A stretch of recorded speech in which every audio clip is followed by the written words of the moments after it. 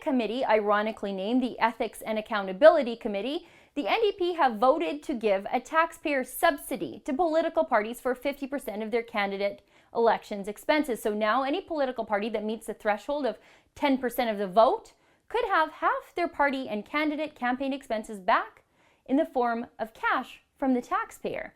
So you, sweet Alberta taxpayers, you're so firmly against the NDP agenda, but now you could be paying for half the NDP's expenses to campaign against your best interests. So why are the NDP doing this? Well, besides the fact that socialists generally like to spend other people's money and not their own, the real reason is so shameless and so transparent. The NDP has a fundraising problem. They're being out-fundraised by the Wild Rose. In the last quarter, Wild Rose took in $100,000 more than the NDP, and so the NDP are scared. This is just a backdoor way to finance their campaigns because people just won't part with their own money willingly and give it to the NDP. If one's ability to fundraise is any indicator of how well their ideas are received, it's pretty clear. No one likes the NDP plans.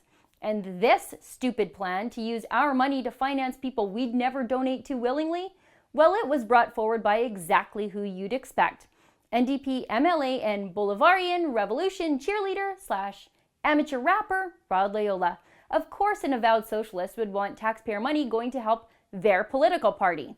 The NDP have brought forward this new campaign finance motion in committee, not before the legislature, but in the dead of summer so that no one would notice.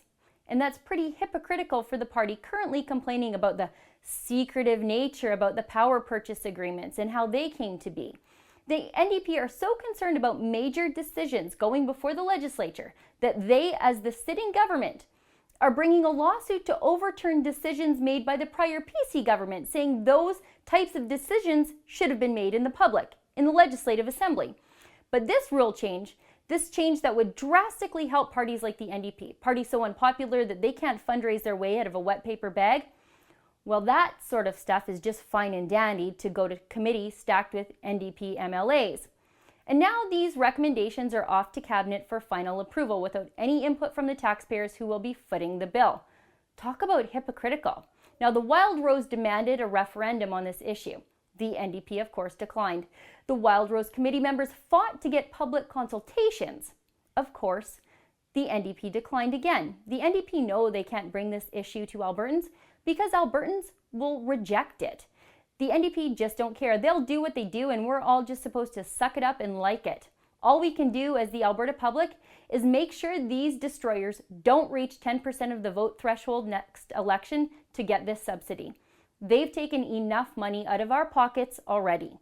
For the Rebel.media, I'm Sheila Gunn Reid. Thanks for watching. Click here to never miss a Rebel update. Want even more of the Rebel? Well, click here to become a premium member.